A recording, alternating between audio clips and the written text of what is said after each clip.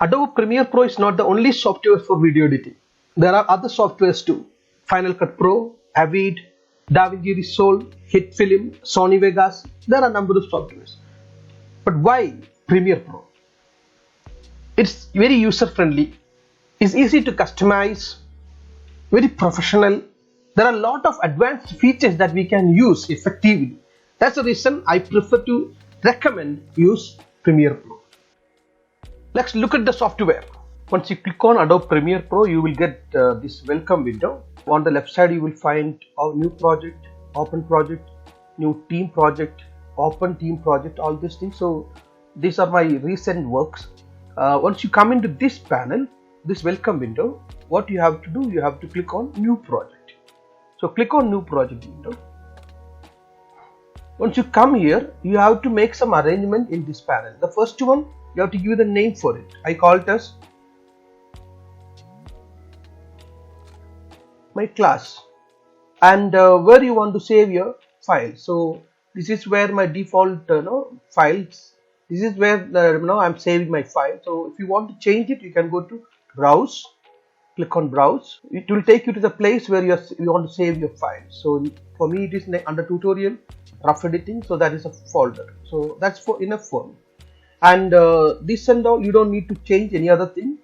Display format, basically we need time code. Time code we will look at once we come inside, like per second there are a number of frames, like 25 frames and 30 frames. And display format, it is good in audio samples, not on millisecond, because per second how many samples per second. So there is something, and that's formula that works. Display format, let it be on audio samples because it will work well. Capture format, let it be, and hit OK. Once you click there, you would come to this place. This is actually our workspace. Probably in our next video, we are going to look in detail how to set our workspace. So I'm not going to touch now, but we'll come back and do it in our next session. But now we are going to look at how to create a new sequence.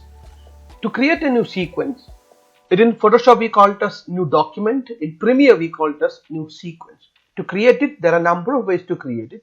First one, we can go to File, click New, and you have an option to create sequence.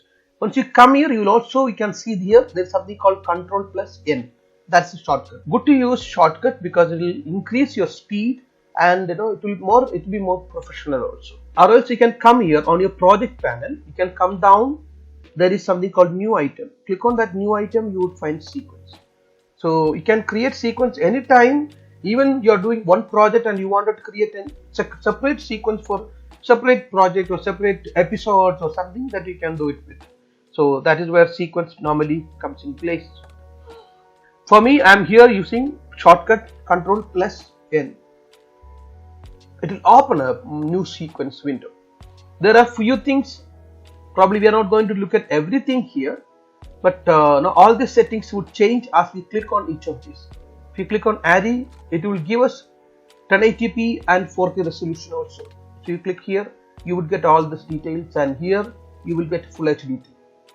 And if you come to other details, like you have red camera, you have array camera, you have DV quality, digital video.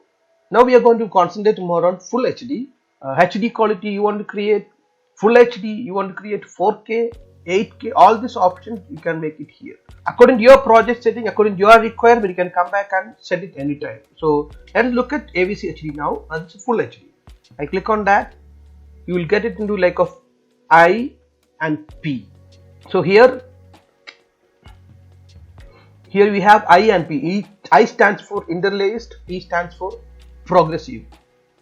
You can just Google it and find out what is interlaced and progressive. If you have any issue, just put it in the comment box and I'll explain it probably in the next video, or I'll comment back there.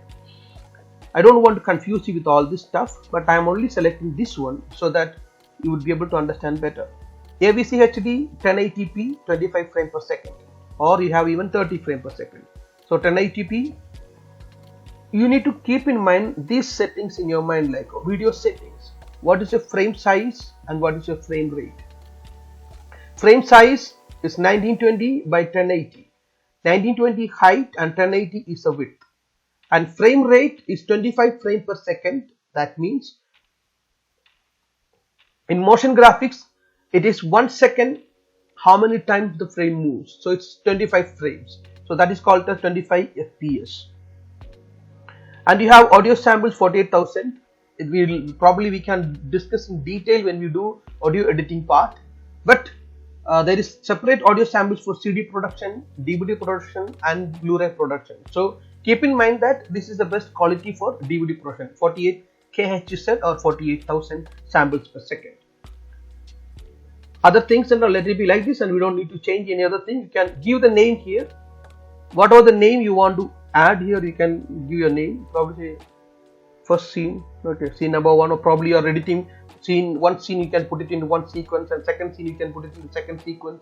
Then you can club everything together and export your film. So this is what our sequence settings.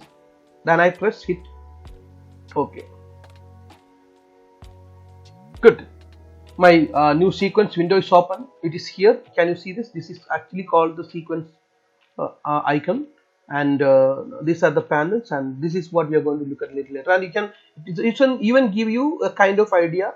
Okay, what's the sequence name? My sequence name is first scene, and what is the video setting? It is 1920 1080, so I call it as 1080p. And how many frames per second? Is 25 frames per second, and audio samples is 48,000 samples per 48,000 samples per second. So this much it is clear, and yeah, this is how we create a new sequence in Premiere Pro.